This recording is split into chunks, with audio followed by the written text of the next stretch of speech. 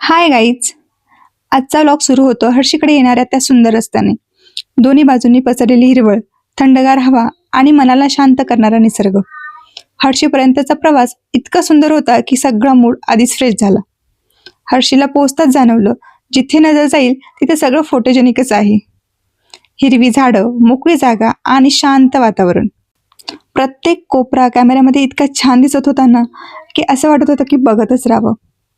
इथे आम्ही आधी विठ्ठल रुक्मिणीचे दर्शन घेतलं. क्षणभर सगळं विसरून मन शांत झालं. या ठिकाणी येऊन एक वेगळीच पॉझिटिव्ह एनर्जी मिळाली. त्यानंतर साईबाबांचं दर्शन घेतलं. दिवस अजूनही सुंदर झाला आणि मनात फक्त कृतज्ञतेची भावना राहिली. दर्शनानंतरचा पूर्ण वेळ फॅमिली टाईमसाठी होता. आणि तुम्ही बघा, आरू इकडे काय करते. ती मस्तपैकी तिचा झोका एन्जॉय करते. तिचं ते निरागस हसणं पाहून हे सगळं आणखी खास वाटत होतं. मग आम्ही पण बॅडमिंटन काढलं, ते खेळलो. त्यानंतर जरा वेळाने आम्ही उनो कार्ड्स काढले. जिंकणं महत्त्वाचं नसतंच, एकत्र हसणं महत्त्वाचं होतं. नंतर ठरवलं, चला ॲक्टिव्हिटी एरिया एक्सप्लोअर करायचं. पण त्याआधी छोटा ब्रेक घेतला आणि उसाचा थंडगार रस पिला.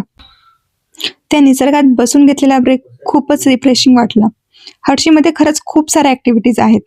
Zip line, rope course, trampoline, cycling track. पण काय, आज जरा लेट झाला होता. या ॲक्टिव्हिटीजसाठी वेळ नव्हता. संत दर्शनही करायचं होतं, पण वेळ हातातून निघून गेला. खरं म्हणजे आम्ही बाकीच्याच गोष्टी इतक्या एक्सप्लोअर करत बसलो की या गोष्टींसाठी वेळच उरला नाही.